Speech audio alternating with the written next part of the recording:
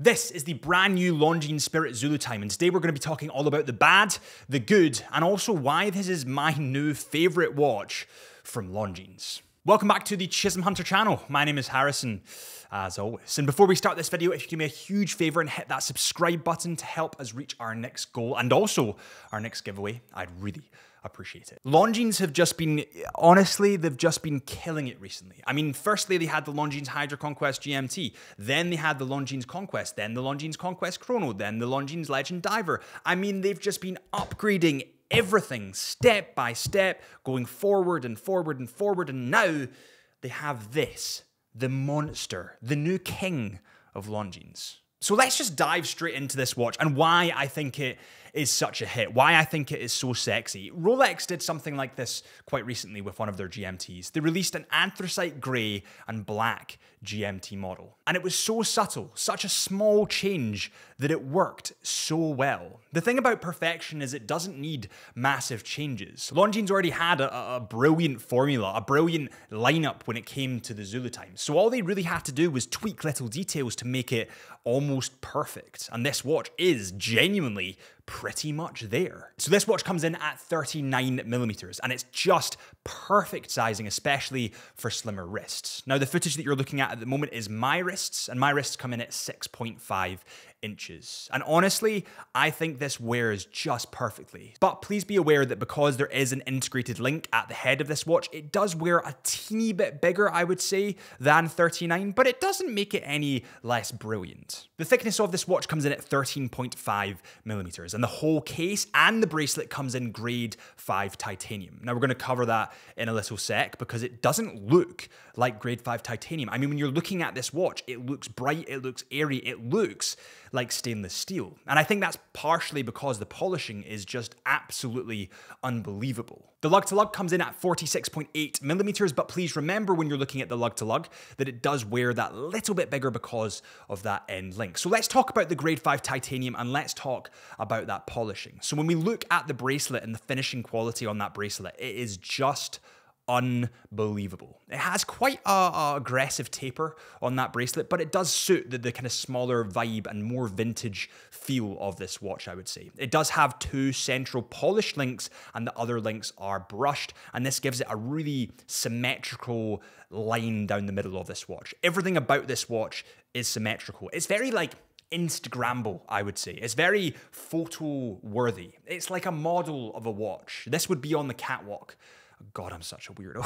Now, grade 5 titanium is a little bit different to the grade 2 titanium that they used on the Tudor Pelagos and also just normal titanium. So let's just quickly cover the nerdy detail about the grade 5 titanium. Grade 5 titanium is a lot stronger than normal titanium and also a lot stronger than grade 2 titanium that we can see on the likes of the Tudor Pelagos. It also has corrosion resistance and also is extra strong, especially at high temperatures. But the kind of thing that you'll notice about this watch straight away because of that titanium is how light it is. I did not expect this when picking up a 3,000 to 4,000 pound watch. It is honestly unbelievably light, and also because of that lightness it wears that little bit nicer on the wrist. You almost forget that you have a watch on the wrist, literally. Now some people like a little bit more heft to their watches, a bit like this that we have right here. This is the new Tag Heuer Aquaracer 300 meters, and that is so much heavier than this. Now it does have a deployant clasp at the bottom of the bracelet here, and also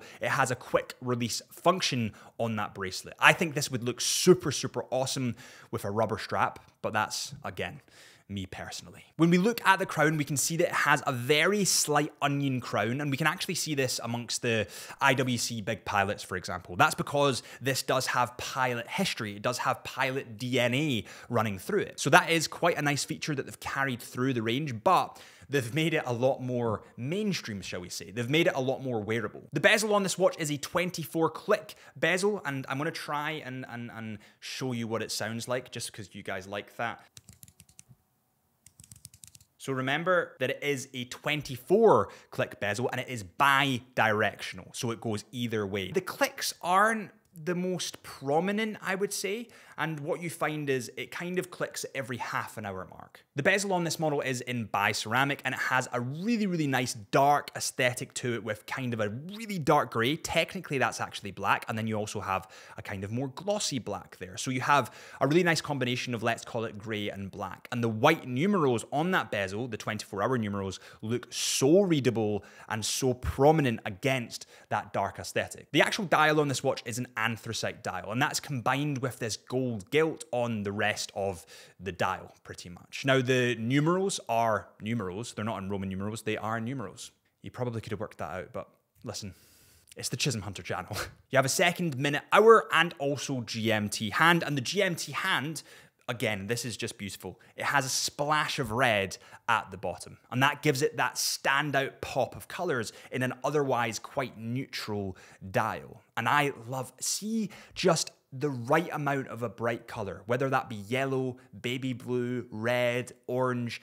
It's the cherry on top of the cake. You can also see really clearly at the 6 o'clock mark, they have a date window, and God loves a 6 o'clock date window because they make everything symmetrical. I say it on the channel all the time. Why have a 3 o'clock date window when you can have a 6 o'clock date window? It looks fantastic. Now, the date window is actually in the same kind of goldy color. The numerals are in the same kind of goldy color, which matches them perfectly to the surroundings of that dial. If they were to be white, although you'd have technically more contrast, they wouldn't match up, and it would be a bit of a mismatch. So they have noticed that, and they have changed it, which is really nice. Now, on a personal note, I've actually been looking for a GMT watch for probably the most part of 2 years now.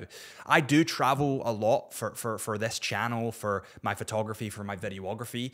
So a GMT watch kind of makes sense to me. Now, a GMT watch can read multiple time zones at the one time. That is a GMT model. And honestly, I've not seen a GMT model as sexy as this in the 2 years that I've been looking for this watch.